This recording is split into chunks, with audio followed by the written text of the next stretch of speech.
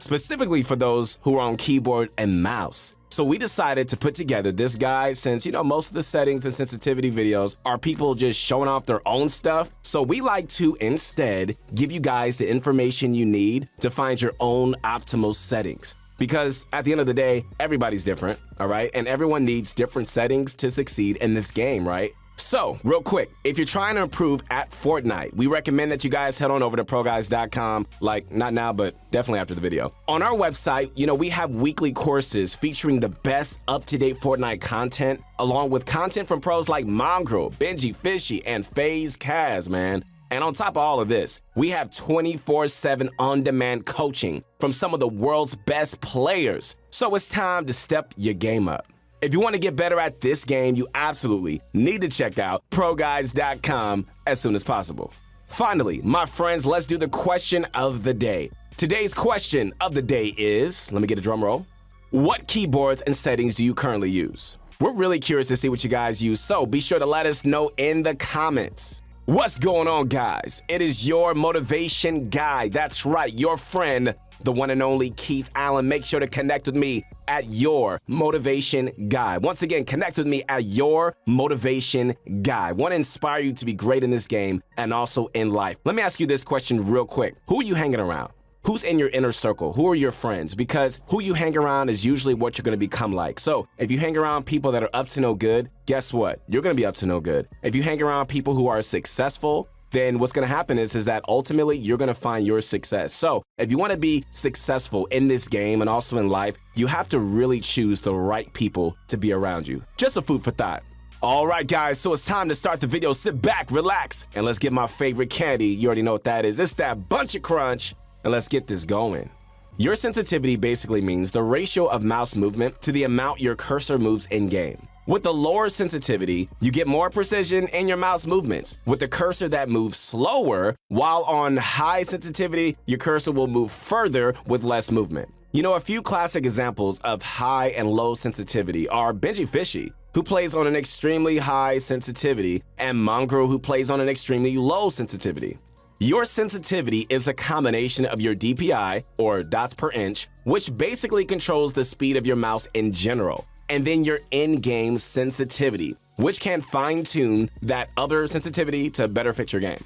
Your DPI can be found in any sort of software that you install for your mouse, and can be adjusted however you like. However, we recommend sticking to 400 or 800. Both of these are combined to form your eDPI, which is your true sensitivity. Your eDPI is found by multiplying your DPI by your in-game sensitivity. For example, if you play on 400 DPI with the 14% in-game sensitivity, and 400 times 0.14 is 56. So your eDPI would be 0.14. All right, so here's the deal. You're gonna know that you found a really good sensitivity when you can perform accurate flick shots, track moving opponents with decent consistency, and can also build and edit really well. One more thing to understand about sensitivity and most other settings is that it comes down to solely your preference. Trust me, if I knew one sensitivity that was perfect for everyone, I would share that with you right now, but I don't. Sorry. But it's the simple truth that everyone has different preferences, right? You may enjoy the extra precision of a low sensitivity and go for an eDPI of 50 or lower, or you might like high sensitivity and the ability to build super fast, which might bring you to 90 or higher. If you like a fair mix of both, you might pick something in between. The only way to find your perfect sensitivity is to simply try a few out. However, it is super important to understand that switching your sensitivity every single day is gonna do nothing but hurt you. When you find one you're comfortable with, stick with it, please. Then after a while, if you think changing your sensitivity will make you better at the game in the long run, then give it a shot.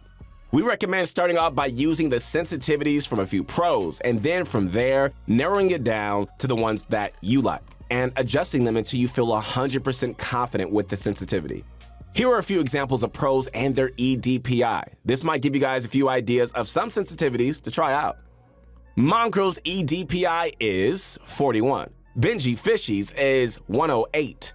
Tfu's is 40, Zexrow plays at 48, Clicks plays at around 70, Mr. Savage plays at 117, and Nosh plays at 200. Yes, 200. I have no idea how he does it, but it clearly works because he's 10 times better than most of us.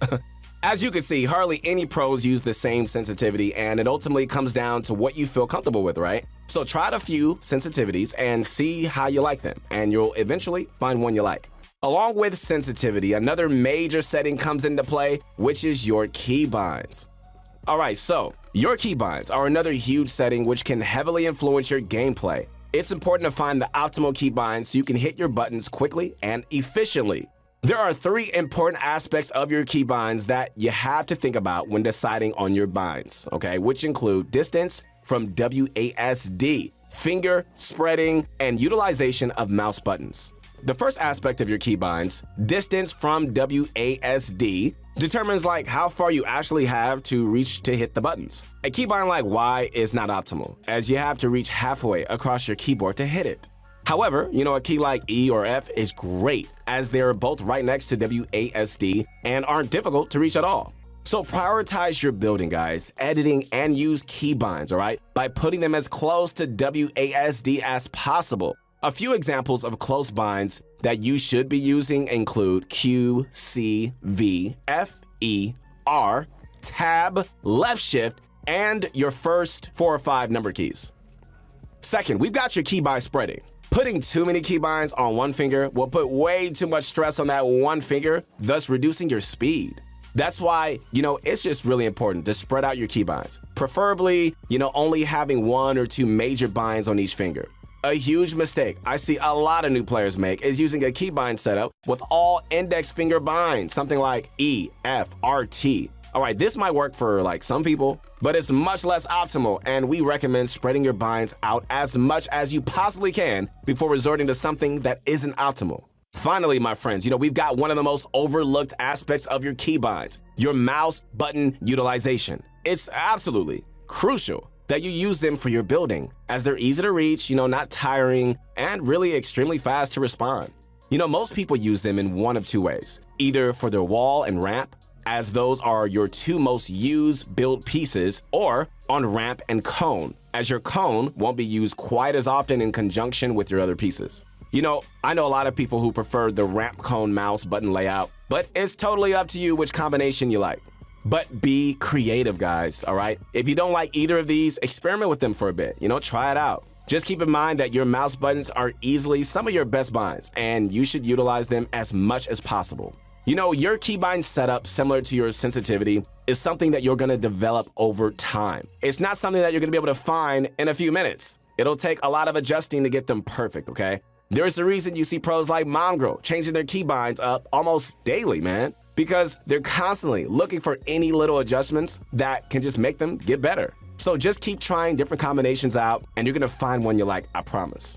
Okay, so now that we've gone over all of these crucial settings, there's one more in-game setting to go over, and that's your visual settings. All right, so as for your visual settings, the setup is pretty simple. First, we recommend setting everything to low except for your view distance, okay? Which should be either high or maximum, depending on the power of your PC. These settings are gonna give you guys the best performance, but if you're the aesthetic type and you want the best looks, then you can tweak and adjust them however you like. Alongside this, if you feel like changing up the looks of your game a bit, you can try out some colorblind options to change the color scheme.